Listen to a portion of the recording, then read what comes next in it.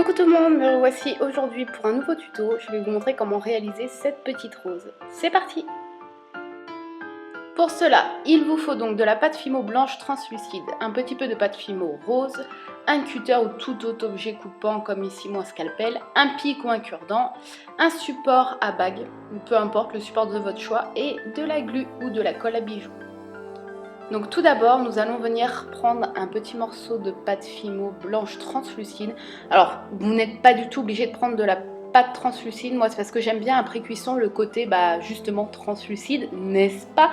Je trouve que surtout pour des fleurs, voilà, ça fait plus sympa. Donc vous mélangez votre petit bout rose ou autre couleur, suivant la couleur de la rose que vous souhaitez.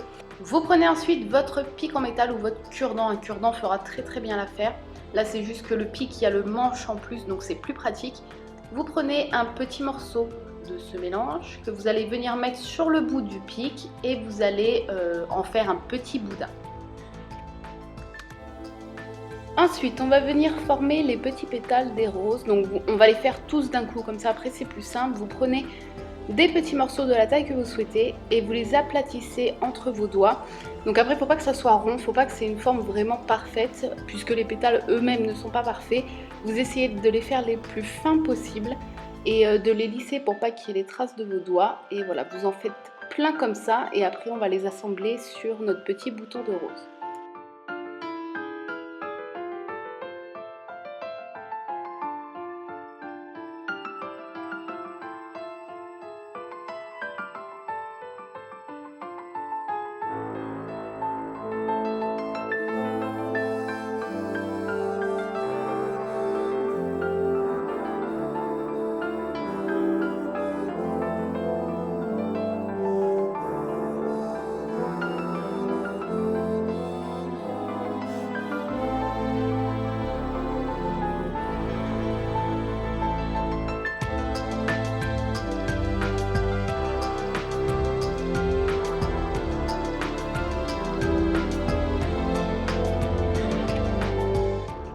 Une fois que vous en avez fait pas mal, vous prenez un premier pétale et vous allez venir l'enrouler autour du bouton en laissant dépasser un petit peu de pétale au-dessus du bouton.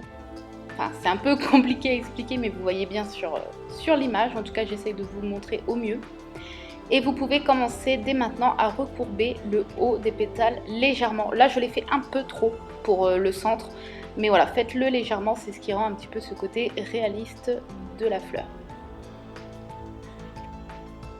Vous prenez ensuite un second pétale et vous le mettez en fait là où vous voyez qu'il y a un manque. Donc comme je l'ai mis là, vous recourbez légèrement et on va faire ça ainsi de suite. Donc vous allez voir, c'est très rapide et très simple. Vous prenez un autre pétale et vous allez venir le mettre voilà, là où on a l'impression qu'il manque un pétale en fait. Et vous allez venir faire ça jusqu'à avoir la grosseur et la largeur que vous souhaitez de votre fleur.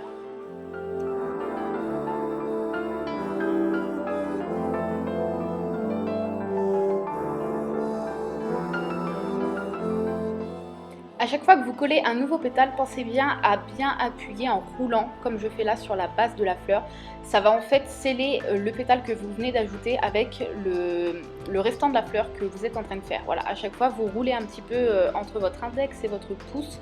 Et voilà, ça va en fait coller, sceller le pétale que vous mettez à chaque fois. Une fois la largeur de la fleur que vous souhaitez, on va venir couper le surplus qui se trouve donc soit sur votre cure-dent, soit sur votre pic en métal. Donc vous prenez un scalpel, c'est le plus simple, et vous coupez le plus ras possible tout en faisant attention de ne pas couper la base des pétales. Donc vous laissez quand même un petit bout, mais vous coupez le plus à ras possible et le plus droit possible. Ça fait beaucoup de possible, hein, mais vous coupez voilà, le plus droit et le plus à ras.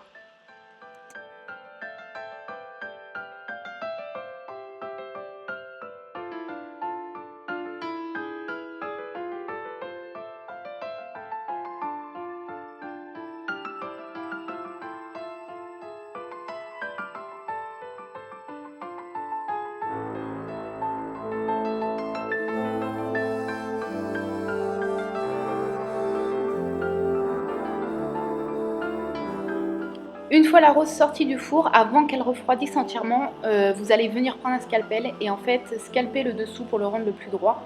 Donc là, je l'avais déjà fait, c'est pour ça que c'est tout propre, tout net.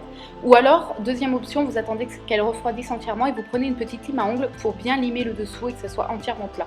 Sinon, ça ne va pas adhérer correctement à votre support de bague. Donc là, j'ai choisi un support assez joli en filigrane bronze.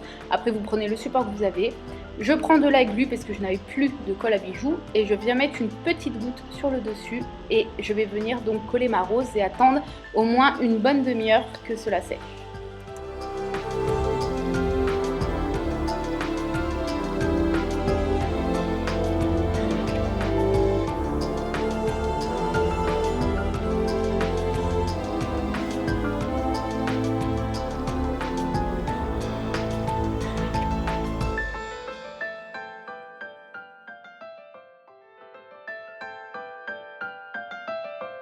Vous prenez ensuite votre vernis Fimo habituel, donc moi c'est toujours le même, celui de la marque Fimo, et vous vernissez partout, donc n'oubliez pas les creux des pétales et le dessous de la rose, donc bien sûr vous n'êtes pas du tout obligé de vernir.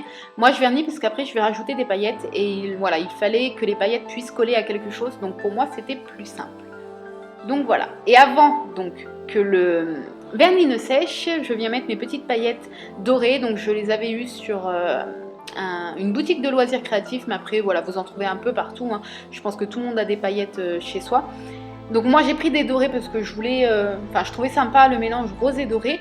Après ça peut être aussi sympa avec des roses de la même couleur que la rose, voilà, des roses claires, ça peut être aussi sympa. Donc je viens prendre une pincée que je viens saupoudrer et je répète l'opération jusqu'à ce que il y ait assez de paillettes. N'oubliez pas aussi d'en mettre dans les creux et sur le dessous de la rose.